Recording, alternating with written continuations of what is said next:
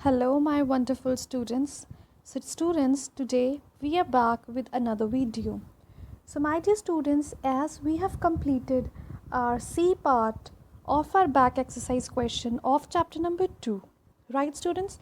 So today we will do our C part, that is short answer question, and we have to answer in a sentence or a two, and these questions are given on page number 22. So starting with, so we will now start our question number 1. So what is question number 1? So question 1 says that into which classes are nutrients divided? Which of these provide energy to the body? So you have to tell in how many categories does nutrients are divided into and what does they provide to our body. So students, nutrients are divided into following classes depending upon the function they perform. So those are first energy giving nutrients, body building nutrients and protective nutrients.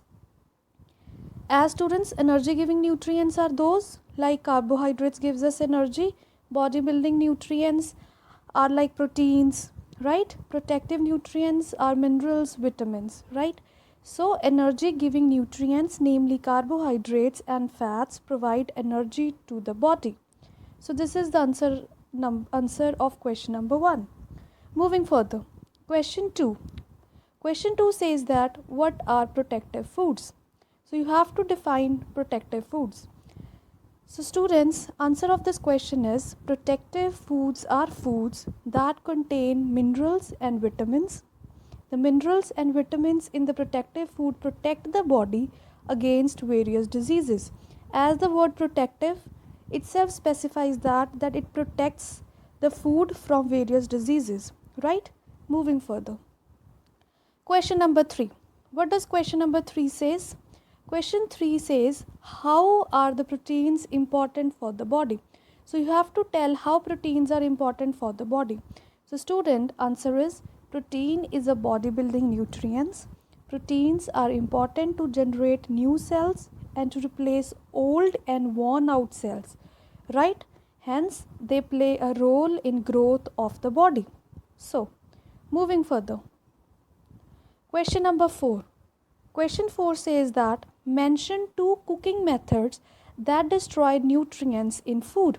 So you have to mention the 2 methods that destroy nutrients in food. So what are those 2 methods? So number 1, cooking food in excess water dissolves many nutrients, particularly water soluble vitamins in the water. When the extra water is thrown away, the nutrients dissolved in the water are also lost. And second, cooking food at high heat. If we cook the food at high heat, it can destroy the vitamin C, right? Moving further, question number 5. So question 5 says that name the 2 kinds of carbohydrates and which of these provides us quick energy. We have to tell the 2 kinds of carbohydrates and we have to tell from these 2 which provides us quick energy. So the 2 kinds of carbohydrates are, you everyone know this, so those are sugars and starch, and even we have already done this in our previous exercise, that sugars are easily break down into many components and they provide us quick energy. So sugar provides us quick energy. Moving further, question number 6. So students, question 6 says that which nutrients are needed by our body in small quantities only. You have to tell which nutrients does our body need in small quantity only. So answer is minerals. Minerals are needed by our body in small quantities only, right? Example, iron is a mineral needed for the formation of red blood cells in the body. So students, however, an excess of iron can lead to iron poisoning, which may be fatal, right? So this is the answer of question number 6. Moving further, question 7 says that write the symptoms of rickets. So you have to tell the symptoms of rickets. So first of all, write in one line then what do you mean by rickets. So students, rickets is a disease of the bones, right? Children suffering rickets bones become children those suffer from rickets, their bones become soft and hence get bent and deformed. You must have watched the video, our earlier prior video, where I have shown you the children who are suffering from rickets. So their bones become soft and they get bent and deformed, right? So their symptoms, so these are the earlier given symptoms.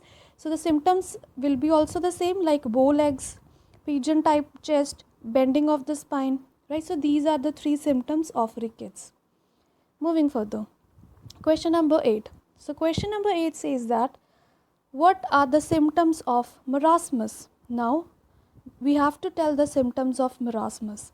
So a child suffering from marasmus, students, is underweight. That child or that person will be underweight, often weight 60% less than normal, right? The child suffers from muscle wastage and becomes so thin that loses folds of skin are seen all over the body. So these are the symptoms of marasmus. You can even write these all the things in points also. You can even write in paragraph, right? Moving further, question number 9. So question 9 says that the incidence of goitre among the people living in the Himalaya region was quite high. So could you tell me the reason why that the goitre among the people, those who live in Himalayas, the incidence of goitre is very high. So the reason is that the iodine content in the soil and water in the Himalayan region is very low. So as a result, the incidence of goitre is quite high in people those who live in the Himalayan region. So what is the reason behind this? That the iodine content in the soil and the water is very low. So this is the reason of the disease goitre. Okay students, so now we move further to a D part, that is long answer questions. We have to answer these questions in long form. So question number 1, what does question 1 says? That we have to explain the importance of the following vitamins for the body. So vitamin A, vitamin C, vitamin D and vitamin K. So we have to tell and explain the importance of these 4 vitamins. So the answer is that vitamin A is necessary for normal growth and it keeps the eyes and skin healthy. It is also written in your book, students. Vitamin C is vital for normal growth and also for the development of strong blood vessels. Vitamin D, the body uses vitamin D to utilize calcium for the formation of strong bones and teeth. Vitamin K, it is important for the clotting of blood. Question number 2. Question 2 says that explain the importance of the following minerals for the body. Calcium, sodium, potassium, iron. So we have to tell the importance of these following minerals. So importance of calcium. Calcium is essential for the formation of healthy bones and strong teeth. Sodium is essential for the proper functioning of the nervous system. Potassium is essential for normal growth and also to keep cells and blood healthy. Iron is an important part of a hemoglobin, which is the substance in red blood cells that carries oxygen to all the cells of the body. So these are the importance of these 4 minerals. I hope everyone is understanding. Students, you have to write these all question answers in your fair science notebook, right?